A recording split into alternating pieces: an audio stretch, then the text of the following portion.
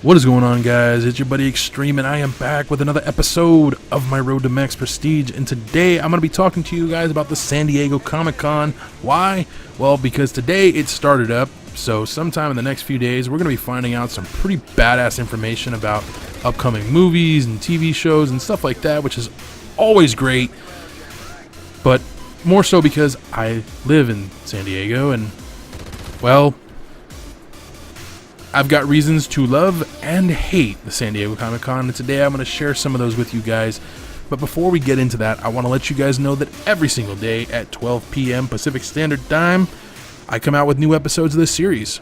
Also, for those of you that are interested in it, I do have a Facebook and Twitter page. Links are down in the description below, and of course you can see the handles on screen. Now, I mentioned the whole not liking Comic-Con. Now, it's not because I've never been, even though I really have never been. It's expensive, man. But the reason I've had issues with the San Diego Comic-Con is because, as you guys know, I live in San Diego, which means I've had to work in San Diego. And during this time of year, we will get a lot of out-of-towners that are just total tools. And I really got to a point where I hated Comic-Con because the fucking tools that I would have to deal with. And one story I can share with you happened when I worked at Best Buy. Yes, I did work at Best Buy at one point. It was okay.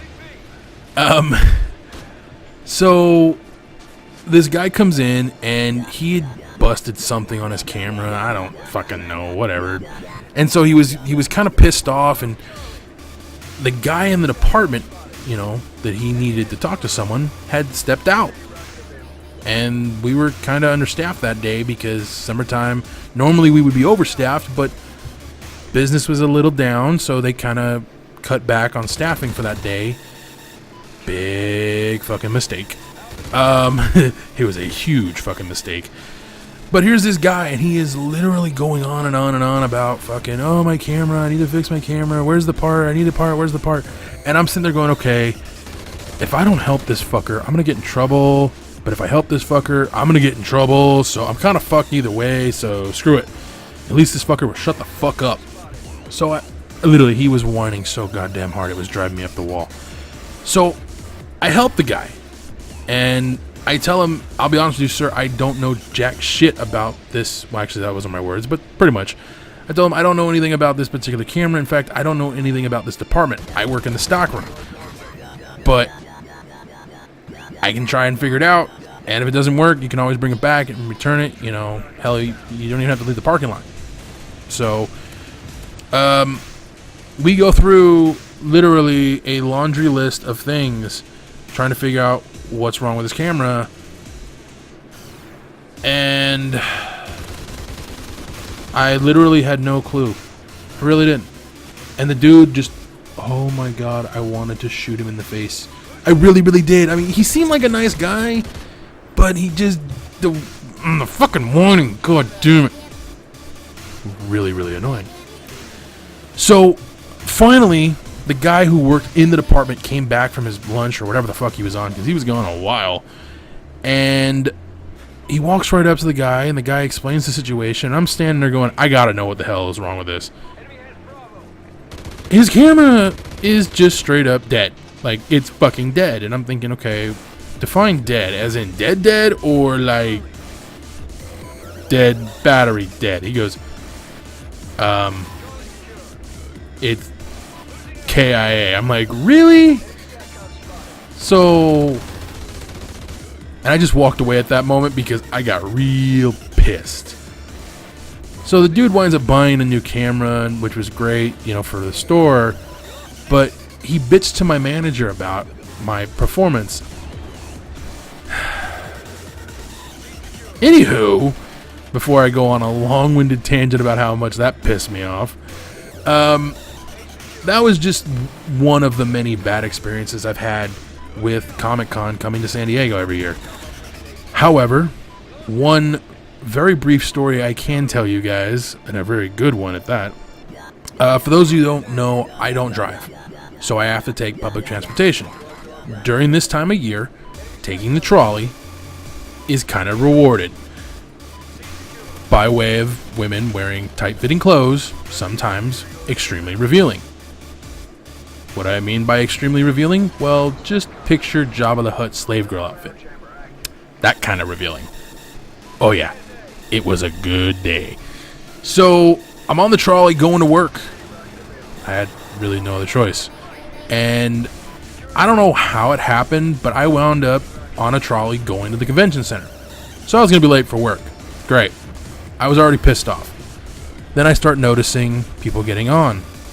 Some of these people are wearing costumes. There's a lot of women getting on wearing costumes. And I'm like, damn, dude, these women look good.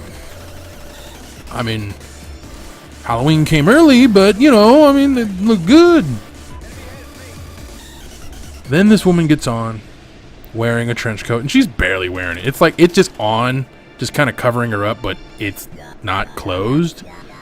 So she gets on the trolley, she sits down, not close to me, but close enough to where I could see what the hell was going on, if you know what I mean. And for some strange reason, she decided, you know what, I'm taking off the coat, because as soon as she got off the trolley, she was technically at the con, so technically it was okay for her to be wearing what she was wearing, as long as she was at the con. So she takes the coat off, kind of just folds it up and puts it in a bag she had with her.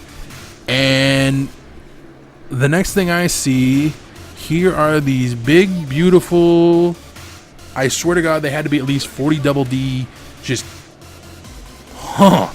hanging all over the damn place. And it was a bumpy ride, so just imagine that.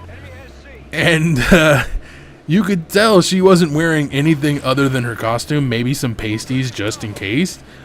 But very, very good day. Now, I wish there was more to the story than that, but unfortunately, that's pretty much it. Well, except for the fact that, you know, her friend got on, and her friend just happened to be a female, and they started making out, which really made it a good day. Anyways, thank you guys for joining me. I hope you did enjoy this episode. I swear to God, I'm not making this story up. Anyways, I will be back tomorrow with another episode, and until then, adios.